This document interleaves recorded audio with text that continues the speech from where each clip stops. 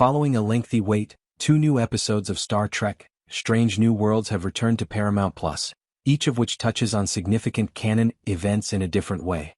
The larger mythology was not a major concern for the creators of this universe when Gene Roddenberry created it with the original series, to which this show is a prequel. Unbelievably, the creators of this third generation of Star Trek are conscious of and concerned about canon. They simply do not allow it to interfere with a compelling narrative. Except for the events portrayed in the 2-part episode, The Menagerie of the original series, a large portion of the time period prior to Captain Kirk taking command of the USS Enterprise is unclear. Unaware that the characters would reappear in a new series with new actors 6 decades later, producers recycled footage from the first unsuccessful pilot of Star Trek, TOS, in order to avoid wasting the episode. The Season 2 cliffhanger and the Greater Gorn story, which did create a canon problem, are resolved in Strange New Worlds Season 3 premiere episode. The Gorn's dominance in Strange New Worlds does lead to a continuity error in Star Trek, which is subtly addressed in Hegemony Part 2.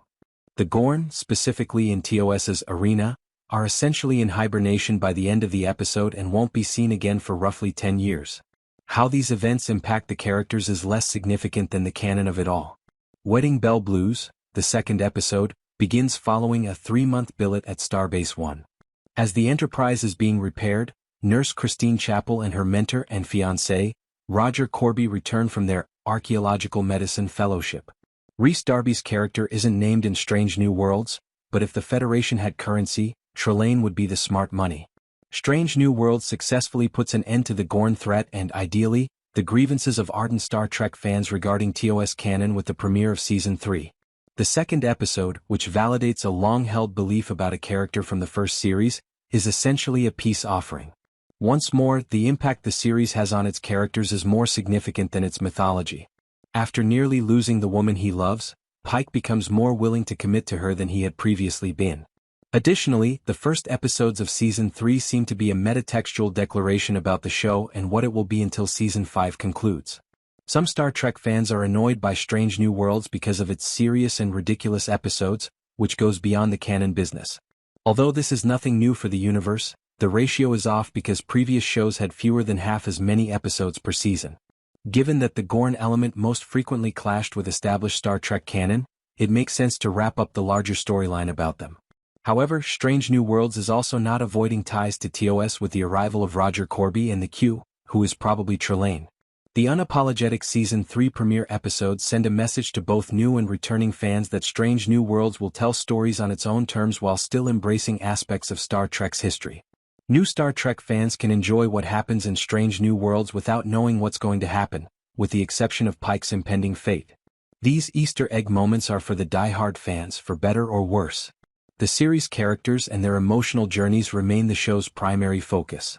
Those who are familiar with TOS will merely gain a better understanding of the factors that influence the crew members who remain. Star Trek functions as an anthology series in spite of its recurrent characters. Depending on the crew's direction, each episode may touch on any genre. Hegemony Part 2 has implications for Wedding Bell Blues and the remainder of the season. However, the tone of each of the Strange New Worlds Season 3 premiere episodes varies greatly, ranging from a humorous episode that embraces magic to a brutal, desperate space battle to the iconic "Everyone Dances with Joy" scene. The appeal of Star Trek lies in its ability to appeal to a wide range of viewers. The way that Strange New Worlds integrates this diversity on a weekly basis is most similar to that of the Next Generation, TOS, and other previous series. The outcome is the same even though other shows in this third wave of stories, such as Discovery or Lower Decks, remained more consistent. There are stories for serious sci-fi adventure fans as well as for those who prefer lighter, more humorous adventures. Future episodes of Strange New Worlds Season 3 will continue this strategy by fusing humor, sci-fi adventure, and other genre elements. It is all too simple to compare this series to hundreds of hours of earlier episodes when it is set in a universe as extensive as Star Trek. However, it is best for viewers to put off the legacy connections and canon puzzles until later. The best way to enjoy Strange New Worlds is for viewers to focus on the effects on the characters in the moment and approach each episode on its own terms.